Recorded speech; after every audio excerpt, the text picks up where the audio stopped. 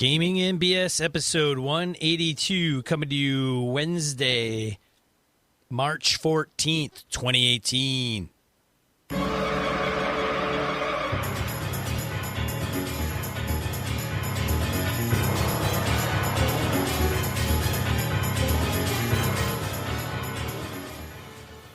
Welcome to Gaming NBS. I'm one of your hosts, Sean. And I'm Brett. Welcome to the show. Welcome back, folks. Glad to have you all on board. Whew. So Sean was smarter than me. He took today off. We were at Gary Con, and I'm like, nah, I'm tough. I can go right back to work. That was just stupid, dude. I'm not doing that again. I figured it'd be fine. I'm like, I'm leaving plenty of time. Get home, take a nap. Kick it right in. No, I'm not doing that again. That was just dumb. You, I'm assuming, just slept, had a coffee, went back to bed. Something like that. Pretty much. Nice. Pretty close. You've got a look on your face that says that's not what happened, but... I had to run an errand, but that was about it. Oh, that's nothing. Grabbed lunch. It was a low-key day. Just got a nap. Took a nap.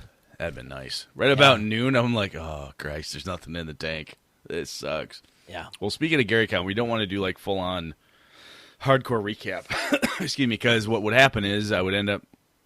Sean would also end up... We'd end up listing people we met and said hi to, and then forgetting other people we probably spent a huge amount of time with. So, right. There were a bunch of BSers that came out of the woodwork. Folks just sat down to play when Dave Beatty ran his Dark Trails game, which is freaking awesome. I can't wait for that thing to come to hit Kickstarter. We talked there, and like 3-4 guys like, oh, you're Brett. Oh, this is so cool. And it was really, really nice. And there were a lot of good people that we've met before over the years. You knew half these guys long before I ever got to Gary Con, but it was just great. I explained it to one of the guys as this is the high school reunion I always wanted to go to, where it's full of people I like. All have similar interests. No, we're not going to get mad at each other. Nothing stupid is going to happen. No one's going to remember that time or whatever. So it was, I had a damn good time, Sean. Did you? Did you have fun? Yeah. Good. It was great. That was Played very some good. Games. Played in Brett's Wraith game. You did. You died, of course. Freaky. With Hubbs. That's Scott true. Hubbs. Yeah. I knew Scott Hubbs before he was Jason Hobbs. That's right. It's before he changed his name to Movie Star. Jason Hobbs from Hobbs and Friends of the OSR. And you got to play with my son, AJ. I did. AJ ran a game. Damn fine GM, that guy. He did pretty good. That's right. I'm proud of him. He did well. And I did get to AJ. My wife surprised me and brought AJ to the con on Saturday. Excuse me. My daughter was hanging out with my other two girls. Excuse me. I don't have 3 girls. So Ilana and the 2 big girls were hanging out. But AJ wanted to come because apparently he's a hardcore crazy gamer kid. And I ran an Avalon game, my Iron Shoes for him. Ray Otis was in that, and Wayne Humfleet and Chris Steele. It was a lot of fun. And then AJ said, I want to run a game. So I wrangled up some more players, and we sat back down and played later in the evening. So it was cool. Very, very cool. And Sean actually got to, my wife was in that last game.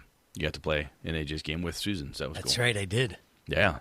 It's the second female I've ever played a game with. Are you serious? No. I was going to say, that doesn't make any sense. Because Sydney was in there. Chris Steele's wife, Sydney was there, true. too.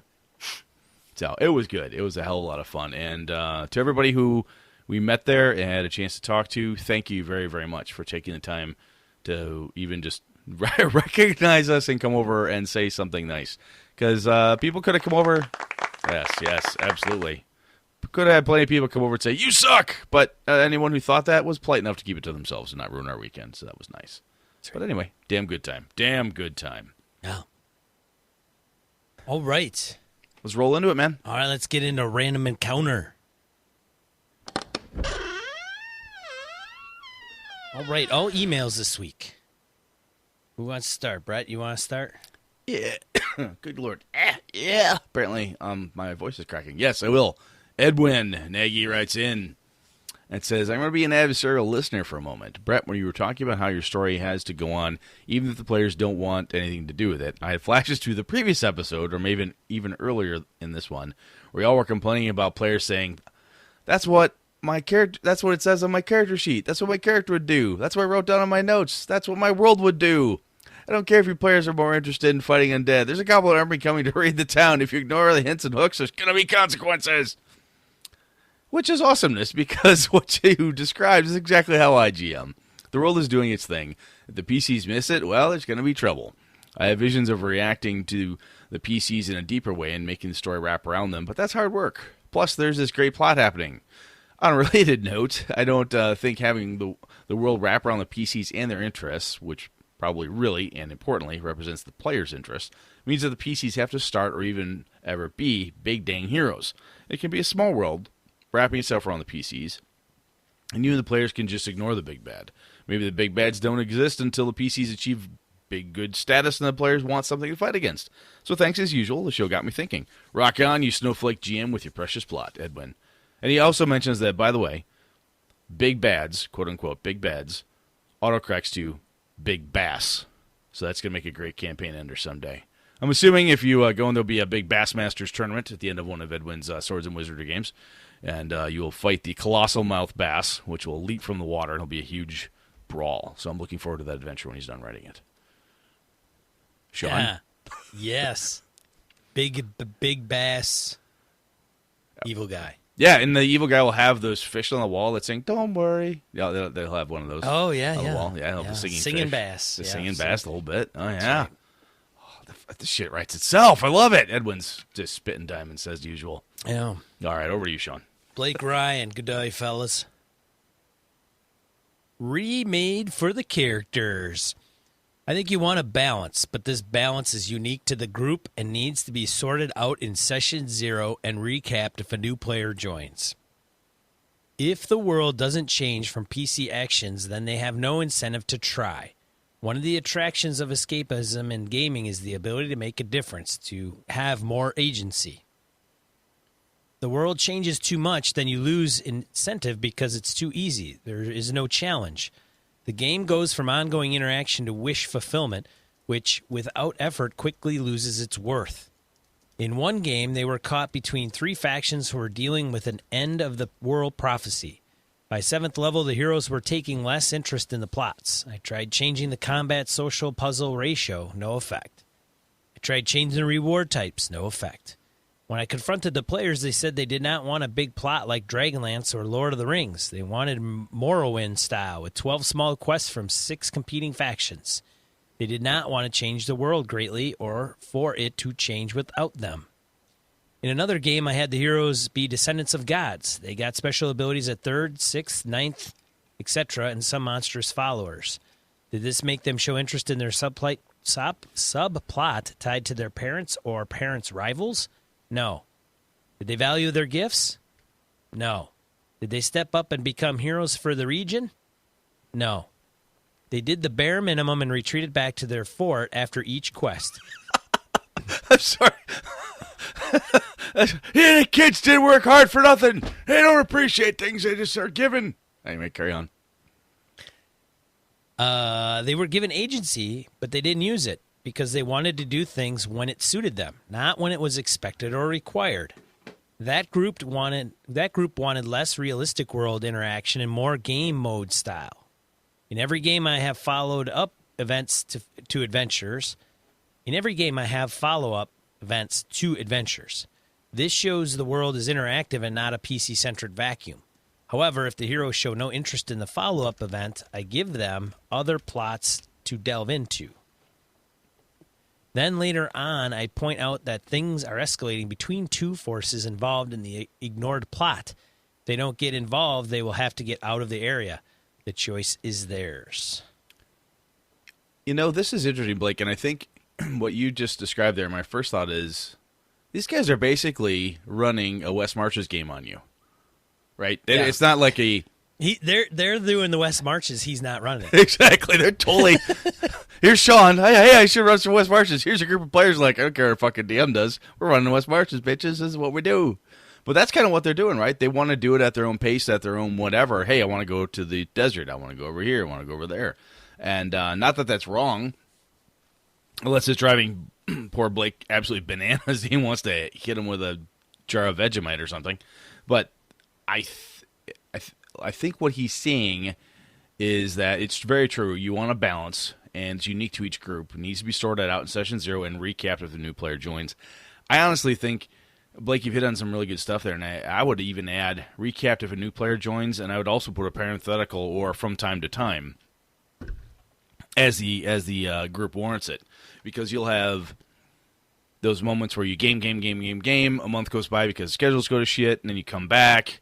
Sometimes it's a good idea to remind people that. I think your approach there is pretty good. You know, having to follow up to adventures.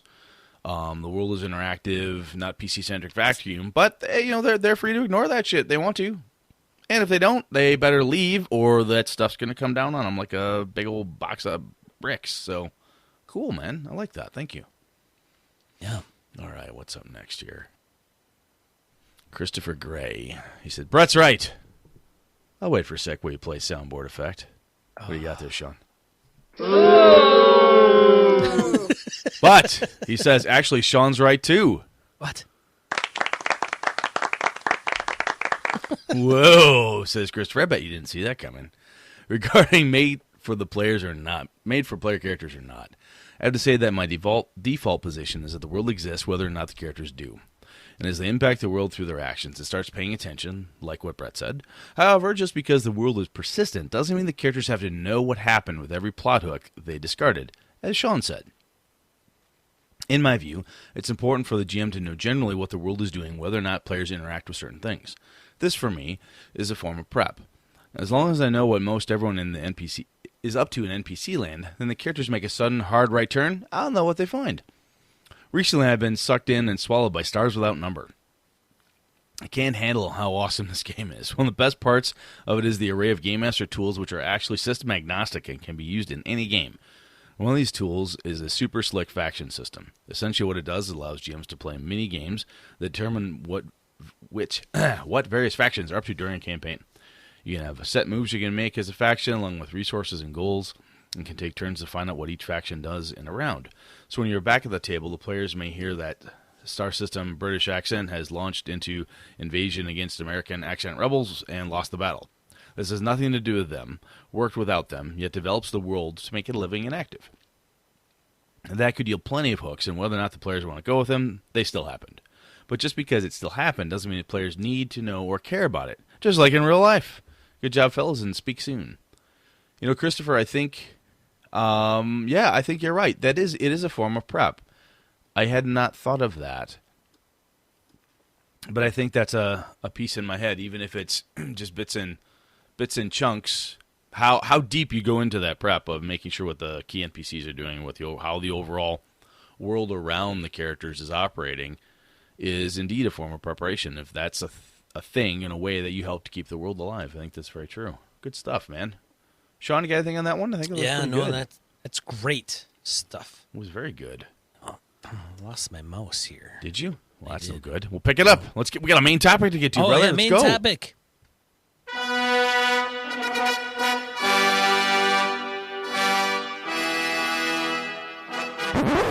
All right, Brett. So, I wanted to last episode I mentioned we were going to talk about making old things new, and when Sean and I were at Gary Con over breakfast, I brought up kind of more detail of what I meant by that. So, what I'm talking about here is talking about those quote unquote old settings, those adventures and so on, the ones that are for previous editions of your favorite game. Early Call of Cthulhu, D&D, of course, is a favorite one, but you can have old Traveler stuff, you can have old GURP stuff, old anything, right? But you see the thing, go, wow, that'd be really cool to use with this newer version. Do you really need, this is what I want to talk about, do you really need to work to convert them? I'm talking about not from system to system, not like taking a Pathfinder Adventure Path and then porting it over to Savage Worlds, for instance. That, I would argue, probably requires more actual work. But in this case, I'm wondering, how much work do you really need to do to convert them? Or can you use these things as is? Or, does it depend entirely on what you plan to do with the source material? So this actually stemmed from a while back. Sean had mentioned to me one of the things he liked was the midnight setting. I think that's a 3.0/3.5 setting, right, Sean? Correct. I grabbed the book off of somebody I know who was downsizing. I paid hardly anything for it. I'm like, cool, I have it now. It's sitting on my shelf, but I've got it. Anyway, and he said, I'd like to use that for 5e. And I said, oh, cool, go ahead. He said, but I have to do some conversion on it. we got talking back and forth, and my general stance is you don't have to do a lot of conversion. You can just kind of roll with it. And then we got into nits and nats and forgot about that topic. And I thought, let's drag that one out because if nothing else, I knew that at GaryCon I'd be getting my hands on the Into the Borderlands, which is a 5th edition conversion and classic homage to B1 In Search of the Unknown and B2 Keep in the Borderlands. It is that massive. If you follow either Sean or I on the social media places, it's like 370 plus pages of adventure stuff. It's intense. There's lots and lots of stuff in there. The original modules, the converted versions, all this cool stuff. So great. Goodman Games did this really cool thing. I'm a sucker for big tomes that fit on my shelf. God, gotta have it. Get it. And then you think, do I need to convert every adventure I have, and so on. So, Sean, let's see. I guess my first thought is I've got a couple bullets here that I was thinking is kind of like conversation starters for this one. I think when we first started talking about taking Midnight and converting it to 5e, my comment was 5e is actually fairly backwards compatible because you have hit points, you have saving throws, and you have ascending armor class. You've got ascending armor class. You don't have to worry about going, it's a -4 equals 22 or something like that. So I'm like, how hard could it be? But you had some points around challenges and how it could lead to kind of a disproportionate amount of either monsters getting slaughtered senselessly or players getting slaughtered senselessly. So, you want to tell me more, Sean? So, first of all, are we only talking about 3.0 to 5.0? No, I'm talking about other ones. I just want to talk. I guess my question here is does it matter how much work you have to do depending on the backwards compatibility of certain things? Or maybe, and that's just one point here. I mean, there's sometimes, and maybe it's more of a matter of how you intend to use it is the biggest question to ask, right? If you're just going to use it for names, places, and maps, then it doesn't matter at all, right? No. Right. So if you want to use it as system agnostic, sure. But if you're using monsters that are inherent to the setting or particular spell effects that are inherent to the setting, then there's I think there has to be a conversion to some degree. But I mean, you could. Is that because you want to balance it out for your pretty little players? Kind of. Well, I mean, I don't want to have like save or die, which isn't in this particular instance, versus something that could have been nerfed from one edition to the next. So some of it has to do with balance, mostly probably, and the fact that I think if you don't look at it, it either becomes overly simplified or it's overly difficult. Okay. So if we take something like in 5e, kobolds, for example, and goblins, right? And they made a number of changes since way back in the day when they were little things you kind of squished and just moved past, or at least that's how we often see them. So, yeah, I get that. That totally makes sense. So are you worried about... Some of them aren't that big a deal. I mean, if you were to play Midnight and they had goblins and your first level and they had goblins in there and you're throwing them at first level characters, then I don't think it's a big deal because the characters have been converted and therefore you pull out the goblins of 5e and everything's fine. Okay, so I've seen online and I've talked to other people, like I went through, so-and-so says, I went through the whole module and converted everything to 5e. And my first thought was, holy fucker balls, that's a lot of work, or whatever the module is. Right. I do have a copy of Tales from the Yawning Portal, so and of course the Borderlands book. So I don't devalue necessarily the conversion work. I just don't feel necessarily like putting a ton of work into myself. So my first thought is, if it's goblins to goblins, I'll just look up the new goblin and use that sucker. Right. However, I believe when we started talking, one of the things that drew you to Midnight were some of the special pieces and parts and like different classes and races, and that's where we kind of got to, not the throwdown per se, but that's where I think you were leaning heavily on it's more important to make sure those things are converted so that they have the proper oomph in the setting. Am I right? Correct. So if you're converting a legate, I have to look up some of these nuances, but if they're a servant of the Dark Lord in Midnight, and they are quite feared in the setting. They come to town, and their rule is law, and they're enforcing the whims of the Dark Lord. And if you don't have certain things in place, or you don't convey them in a particular manner, so say you say, okay, they're bad, they're big, they're kick ass, and the players have never played in this setting, and they're new to it, and they're kind of conveyed that, and then they decide, you know what, we're just going to kill that person when they come to town with their, rhetoric, and then they just wipe them off the face of the earth, or in this case, the face of the setting, then it loses it. I think it loses quite a bit of what the setting is about. That's a good point. If you took like Middle Earth and used a ring wraith, you say, well, it says wraith. It says wraith in the title. It's a freaking wraith. And if I have fifth level cleric goes be gone and it just runs off, you're like, that's that seems a little wussy. Right. What's the deal with that? Get back here, you pansy. I get that. Now, one argument would be, you can make them bigger badass without actually converting them. Like number per number. It was what you're going after, Brett, where you would be, well, I arbitrarily, double their hit points and give them some nasty dasty spells, and I roll a couple dice behind the screen and say, okay, everything's dark now, and you can't see and you can't do anything, and it's this massive darkness. Whether that's even in part of their stat block. Yeah, the players you could totally do that. Yeah, right. Yeah.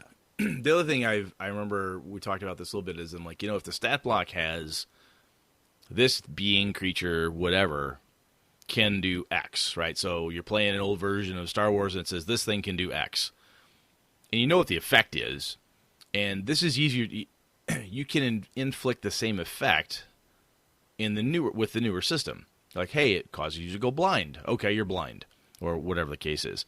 I think that being able to do some of that on the fly, and the more I've been noodling this over, is I think you have to have a decent level of system mastery between versions, right? If you don't understand how the second edition AD&D adventure worked, how the rules did what they were supposed to do, even if you don't want to say, fuck the rules, whatever for balance, there's a level of consistency you want to maintain, or at least fear factor, right? This Tarrasque is different than the last Tarrasque, and if you use it the wrong way, it's just a big wuss, and then you knock it down and take its lunch money. Right.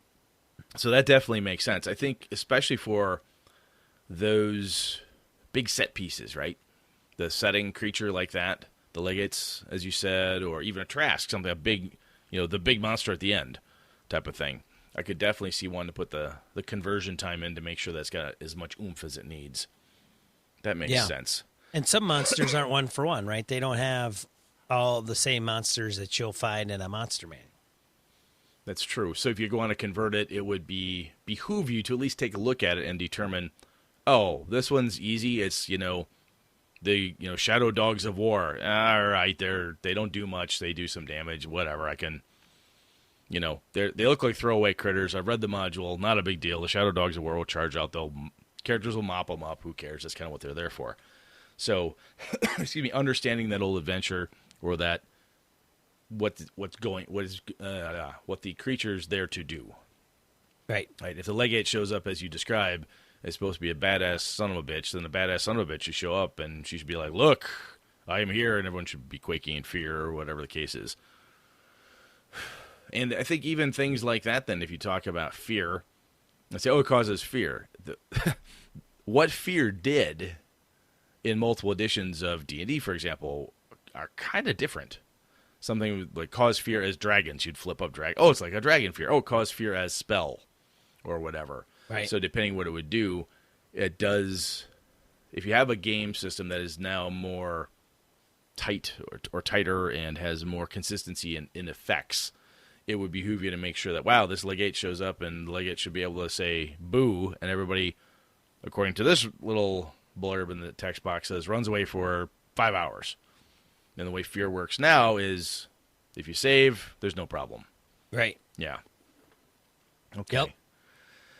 Do you think is it all, and use balance probably, I know I have a regular disdain for like encounter balance and stuff, but it feels like in this case, though, it makes more sense. It's not even for balance against the party, but just so that the beings within the setting have the proper balance there, right? So that the one that's supposed to be the big bad has the big bad oomph.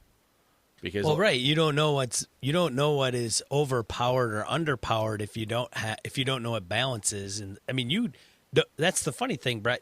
You don't have to play balanced encounters, but you sure as hell have to understand who could put the big hurt on the player characters and who may not be fit to do that. You know, that's a damn good point. You know, the only way to really disdain balance is to understand it, right?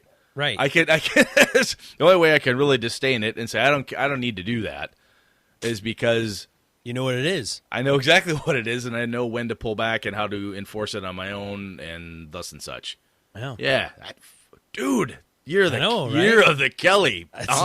We're late. I should have talked about this in the balance encounters crap, but now that we're dealing with a setting that may not be known, right? That's even like in DCC and other games where you're playing and you're not sure what the monsters are, because I think we all inherently kind of have an idea of how most modules are set up or most monsters, but I mean, for example, we talk about the Lich and walking in the Lich at first level. We all know the Lich is going to put the hammer down. Yeah, but if you sorry, keep going. But if you don't know what it's an actual Lich. Good point. How do you know if the GM is balancing the encounter and looking out for that versus I'm not concerned with balance because the Lich isn't there to hack up the party lickety split, or we don't know that it's a Lich, and therefore the party should run in fear. Okay, all right. No, I like that. Ooh, wisdom from Sean. That's good stuff, man.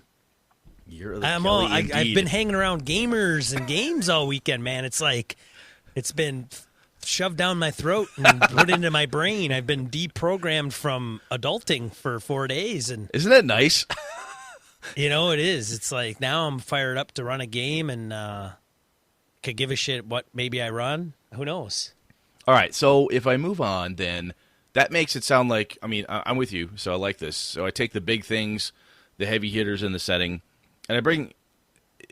You said earlier though that certain things like I'll just if it's a goblin, I can look at a goblin. If it's kind of a 1-for-1, is there anything other than making notes in the book, which is anathema to my existence to write in any book that I own or a copy or something? I think you should, Brett, because then it could be like the Brett copy.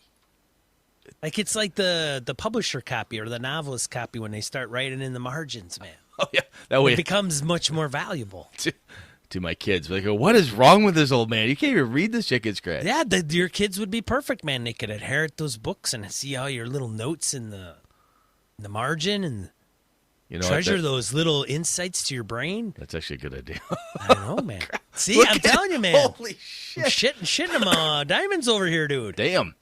Yeah. So the other thing I'm thinking of while you're saying this is that even if it's a list of, oh, by the way, go through the adventure, the setting, and say, look, these are, and adventure is easier. Oh, in this game there are 5 Bothans, there are 6 Twi'leks, there are 6 of this, there's 7 of that, and there's 17 ogres and whatever.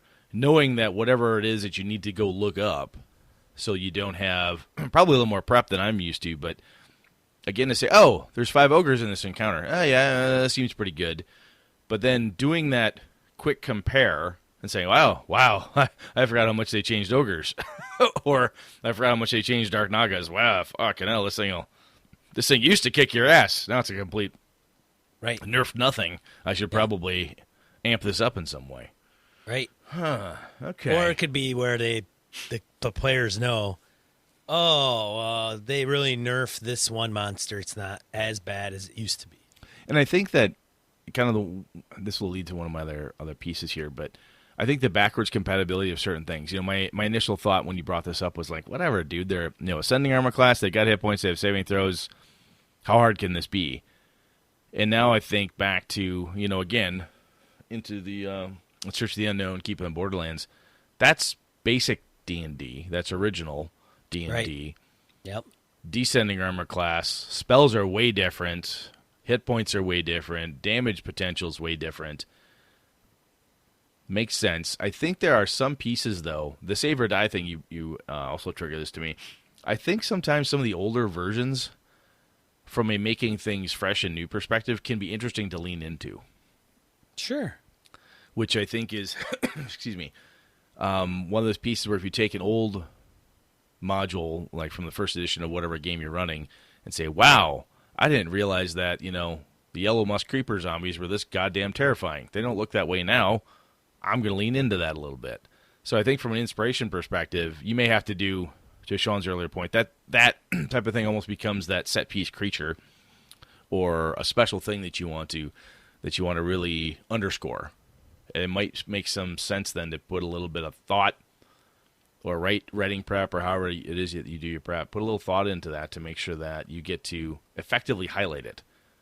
Because that creature that does fear, now, hey, it's an extra special fear. It's fear or this thing because, hey, it's special in some way. Things scale a little bit different, too, from one edition to the next, right? Where 5e has a gradual, your proficiency bonus doesn't change except for every, I think 4 levels. Don't quote me on that, folks. I obviously could be wrong. I think it's 3 or 4. 3 and then 4 for a stat bump or something. Even stat bumps never happened in right. OSR. Or even just setting a trap and trying to disable a trap, and then you've got, it's a DC 20 trap, so usually at level, 4 or 5, that's not a big deal, but maybe 5 or 6 in 5e, but you could do that in 3e at 3rd level fairly easy because you've got certain bumps or skills that aren't as, the curve isn't as steep. It doesn't it's not a hockey stick kind of graph in how that stuff progresses. That's a damn good point, too, because, like we said kind of at the top, if all you're going to do is say, hey, I want NPCs in a city, right? You pull out the village of Hamlet or you pull out Keeping on Borderlands. I just want a building, some maps, and a place I'm going to basically homebrew off of these inspiration points. Then some of this doesn't necessarily matter. Right. Right? But if you start looking at it and tear into it, that does make sense. And I do like you're right, because the curve is different. I think it is interesting to, if you do that right, and then you use some of the old school wow factor that certain things had, use them as set pieces. That monster stuff for the legate's different. It's a setting thing that really adds a little extra oomph to it, and then you don't run into that particular thing that is actually save or die when there really isn't such a thing as save or die. You could have the potential to do a metric shit ton of damage, which could engage in, say, 5e or any other system, the instant kill rule or option. You could use that. But that's, again, having the system mastery of what it was system-wise and then into what it's going into is very helpful. Because then you can make the decent comparison. See, Brett, your style is simply just to do whatever at the table. A lot of time is my guess, right? You're not gonna sit down and convert monsters. You're just gonna make up shit at the table and roll with it. Well, I'll tell you, right. I have not run a module that's not been appropriate to the version of the game. But you don't run modules, do you? I run White Plume Mountain. That's right. I've run White Plume, Temple of Elemental Evil. I have done it for fun. My friends and I will get to go, hey, we want to play an old school adventure. All right, I'll pull something out. Generally speaking, for a campaign, I don't. But when I have, and when I look at my first edition Greyhawk box setting, I'm like, hey, I haven't played that in a while. I was mentioning to my buddy Lenny. He's like, yeah, first edition AD&D. We'll play that with that. You want to pull out some modules? We can go right through it. That'd be kind of cool. Kind of run it in that older fashion. I'm like, yeah, that could be pretty cool. But again, he asked me, would you use Pathfinder or 5e? I said, no, it feels like I should use that version or that, for that setting. Why? I think for that one, for us, it's more nostalgia than anything else. And I think, after listening to you here, I don't want to do the work to convert it. Because you just read the module and use whatever's in there. Yeah, because I just read the module, like, there it is. Off we go. Hey, save or die. Sorry. Instant super tetanus. Gonna play die, motherfucker. Gonna play Pharaoh. Huh, guess what? Everybody, we're playing first edition AD&D. Yep. Yeah. That's, I'm fortunate enough, though, that my group would be like, oh, sure, we can do that. I know there are some people that will not play those games. Or don't want to. They like 5e, and they don't know the other game system. My kids are both sponges enough. They said, hey, I want to play second edition AD&D. Like, oh, cool, I haven't tried that yet. But there's a number of people who are much older than my kids who'd be like, I just bought all these books, and I'm really into this. I don't want to have to go learn some other system right now. You know? So I can see why people would want to convert it. And I got, like, the Yawning Portal thing when I got that. And this, partly, again, I like books, and it's fun to collect that stuff. But some of it is, AJ was asking me about D&D adventures, like pre-published ones that he could look at for 5e and steal ideas from. And I looked at my shelf, I'm like, he won't be able to do anything with these. I mean, kinda, but it wouldn't. I don't think it would help him as much to see what a 5e adventure looks like. So we started looking up different things on DM's Guild and so on that are 5e based to say, hey. Oh, you got Tales from the Yawning Portal. Yeah, like I said, that's one of the reasons when I ended up with Tales, I'm like, oh, this is perfect. Chris Steele actually gave me a copy of it. Anyway, point is that I showed it to him. He's like, oh, this is really cool. He started parsing through it for ideas and maps and how to use certain monsters in some areas and stuff. And I think there is, like I said, initially my thought was, convert, it's a lot of work. I don't know why you really don't have to do it, but I think you're kind of convincing me on this one. Well, and I think a lot on the, if I'm not mistaken, I believe the DM's Guild has had people convert them and then they just put a price tag on them. Okay, I haven't looked. I think I'd have to double check, but that way then you don't have to do it. I know Stan Shin did a bunch of that, but I don't know if he's put them out on. I don't know what the policy is of taking an existing module, converting it, and then just relaunching it on DM's Guild. Yeah, and then selling it. Huh. And then selling it, yeah. Interesting. So apart from Midnight that we mentioned, is Eberron the other setting system that you're really big to switch?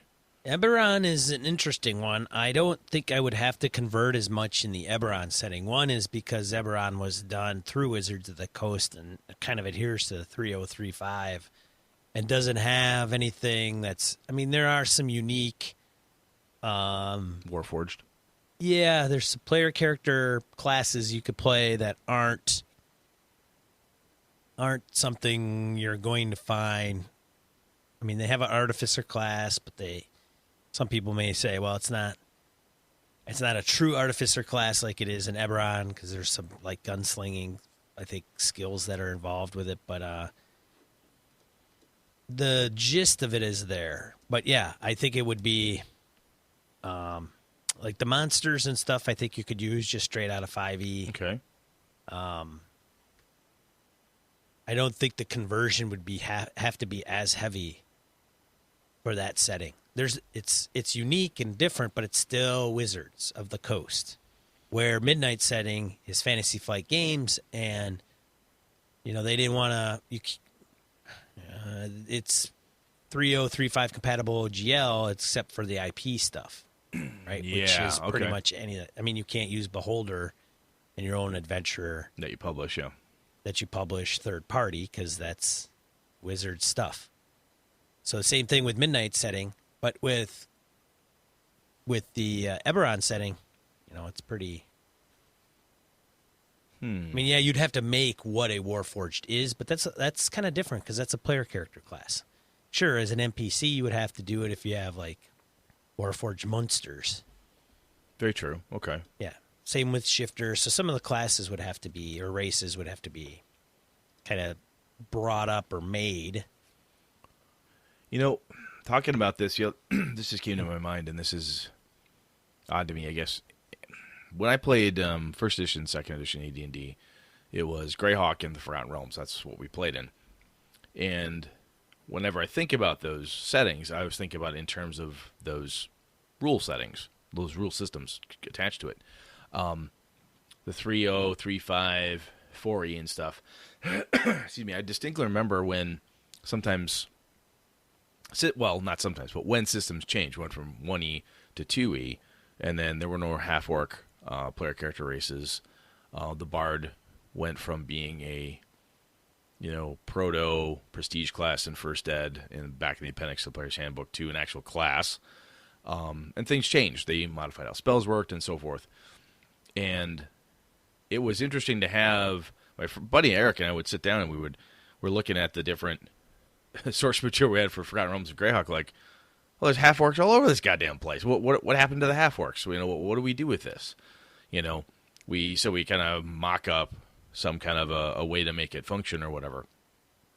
And I think the more we talk about this, that there's such drastic differences from certain versions of the rules up. 4E looks nothing like 1E, in my opinion. And I think when a setting tries to, and this is going to sound like I'm bashing on Forgotten Realms, but I think it was a bad decision, in my opinion. When one setting tries to constantly evolve to incorporate and encapsulate every new system version, and depending how drastically changed those versions are of the system, I think it can hurt the setting, right? Where this way, if you're doing it kind of more as a labor of love, or saying, look, I'm going to take Midnight and make it 5e compatible for my group, kind of almost as an homage, or, hey, we're going to do the best we can with this and, tweak it appropriately. I think that would actually translate better to me than if somebody else had tried. I guess unless it, what I'm saying? It's almost like if it glides across too many editions and versions, it gets muddier and muddier. I don't know. That thought just hit me. I don't know if that. It could. I mean, it's. I mean, they had Eberron and 4E. Did they? I did not know that. Yeah, they had a setting book for 4E. I don't know how things had changed. I don't own it, but I think, and I don't know how well it went over with the community. 4E is kind of weird because it really divided up.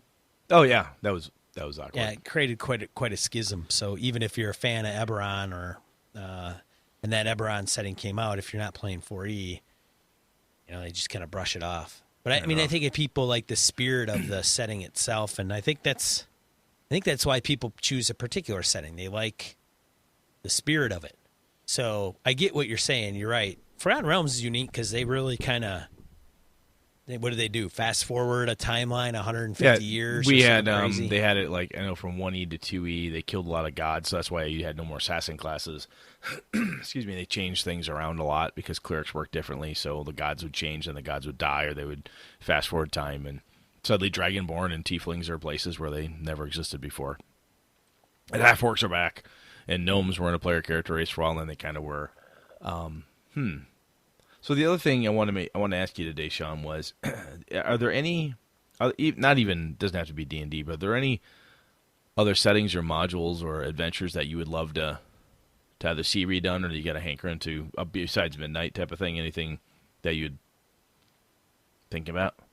Well, I think I'm a fan of Eberron, and okay. I think that I would like to see a setting book come out for GMs and players, for 5e. Do I think it needs to be done to play Eberron? No, not necessarily. Would it make it easier? Probably. Would I want them to screw with the setting from a timeline perspective?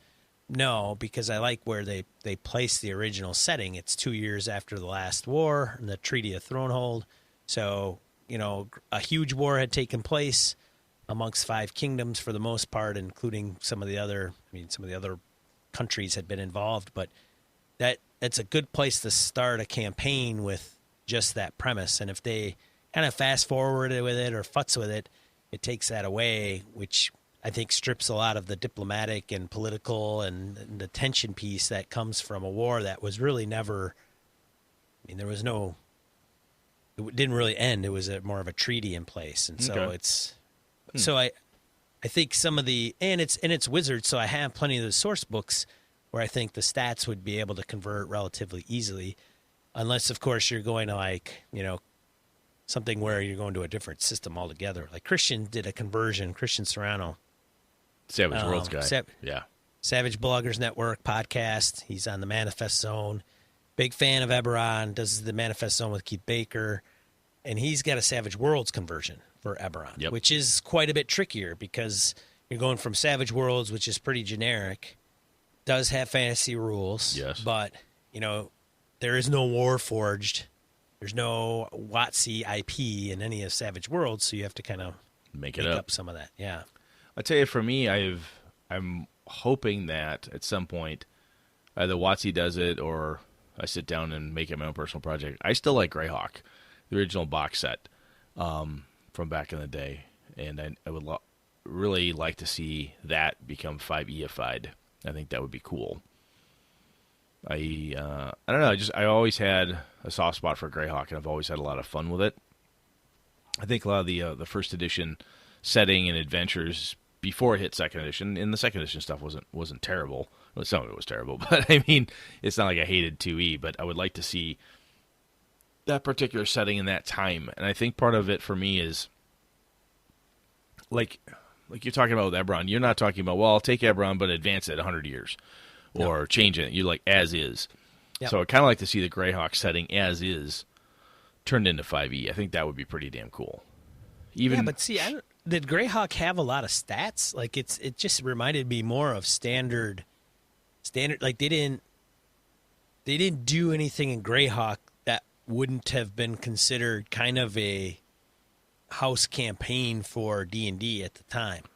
Not drastically, no. But I mean, that's where. The fact that somebody sat down and said, hey, I should really redo Against the Giants and turn it into 5E. Hey, we should, for Yawning Portal, the book. That type of thing. I think that would be cool. Just to do it.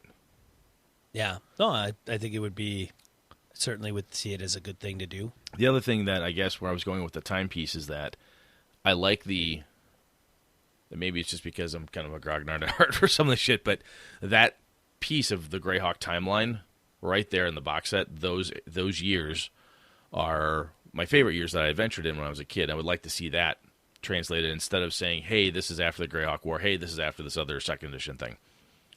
And I know that in third edition, when they brought Greyhawk back, like the Grand Duchy of Jeff was totally different. Giants had overrun it and craziness ensued. And that was fun. I actually played that in my 3.0 and 3.5 campaign. You guys used to work with ages back. But I kind of like the original setting and what was happening at those points in time. So that's I think when I look at some of those settings, I look at some of the original ones from a points in time perspective. I like this. So if I was going to put the time and energy in it, I would want to do that. From an adventure perspective, I think we talked that pretty well through. And honestly, man, I was not sold that you needed to do the work that you talked about doing originally with me, but I think you got me sold, man. I think you're right. Even if you wish to disdain balance as you run it, you still need to fully understand it. Not necessarily master, maybe a strong word, but you need to understand it, so that way you know what the hell you're doing when the time comes and the legate shows up in midnight, and you know how to make it work right. Well, I mean, 3.0 and 3.5 certainly has its ability to. I mean, they had a lot of classes, a lot of prestige classes. Yep. It definitely had its power creep. And if the setting that you're playing that in accommodates that, or maybe it doesn't, and you want it to, or whatever the case is, and it's not kind of balanced, even if you don't want to play the balanced piece, again, what does that look like? I'll tell you one of the settings, or should say systems, that I think a lot of the adventures seem to hold up really well. Now, I have a copy of the 7th edition of Call of Cthulhu, but all previous editions of Call of Cthulhu, unless you're a Call of Cthulhu connoisseur, it's very difficult, at least for me, to determine what all the very fine points are. My mastery of those various different incarnations, versions 1 through 6, are not as deep as they are in like D&D or White Wolf. But excuse me, I think that is one of those systems, those earlier adventures. If you were to pull out 5th edition Call of Cthulhu, you could damn near run, to my knowledge, you could run every adventure they've ever published previous up to that. They're so backward compatible and very forward compatible up until 7th. 7th is a larger, from what I have parsed through my book, fair deviations in how things operate. But everything up to that, the character sheet looks really the same. The stats are the same. How they're derived is the same. How you use them is the same. The monsters, they're Cthulhuid creatures, man. If they have 50 hit points and drive you slightly insane, or 60 hit points and drive you slightly more insane, it doesn't really matter much. Right. But that system is one of those that it, from a translation perspective, version to version, it's pretty lickety-split. That one's not hard at all. Yeah. Which is one of the things I think is really cool about that one, that you could get into it at any version, and as long as you could find a module or adventure setting, Dunwich or Red Hook or whatever, you could fucking run with it. It always worked. Cool, man. Good times. You got anything else on this one? I wasn't sure how hard it would be to convince me or get me off of it, but yeah, you got me, brother. I think you're right. It's the right thing to do, man. It's the right thing to do. Maybe not. Maybe not. Maybe I'm not. probably not gonna. I'm not gonna convert shit. We're just gonna talk about it. We're not really gonna do it. We're gonna talk about converting, and we're not gonna do it. That's right. Cool, man. All right. Got anything else? Are we good? Yeah. No, I think that's it. We're both kind of faded. Yeah, he had the good. day off. He napped all day, and I was stuck in the office all day. Quite relaxing. Man, I should have taken the day off. It would have been way better. Yeah. No. All right. What are we talking about next week, Brett? Well, next week I was thinking about dipping back in the player series. We had some people talk about gaming with kids. I got stopped 3 different times at GaryCon, people asking about that. And then Jared Rasher brought something up over at Misdirected Mark about narrative positioning and so on. So I'm kind of tempted to throw... He had something about, it was positioning and permission, and it sounded pretty cool. I was reading through that, and I'm like, damn, I could steal that idea. That'd be a damn good topic. So it's going to be one of those things I mentioned. I'm not sure which one yet, but goddamn, it's going to happen. One of those. Absolutely. And, folks, if you have experience converting, and Sean, I tend to use D&D because it's the monster game, right? Everybody, not everybody, but a lot of people can at least reference back and forth to it. If you have done conversions, full hardcore in, light and loose, if you've done it for multiple systems, you're like, man, I would never do it for, WEG, Star Wars, to anything else. Oh my God, it's such a pain in the ass. Always, don't do that. Or, hey, I use this or this version of Star Trek to this other one. Or if you have a method that you've used to convert that really helps you do it, we'd love to hear about it, because it's one of those things where you can look at it and, Sean's right. And it looks like the right thing to do. And I could see where it'd be daunting. If you don't have a level of rules mastery, or you hear Sean and I talk about that, oh, I don't know if I know the rules well enough. Maybe somebody's got a better tool set or a method other than Google who else has done it for you if you want to do your own. If you've got good ideas, or even links to people who do have better ideas than we do, share them with us. It would be great to hear. Oh. We good, man? We are. All right. So this has been another episode of Gaming and BS. I'm one of your hosts, Sean. And I'm Brett. Good night and good game and all. This has been a Litterbox Studio production.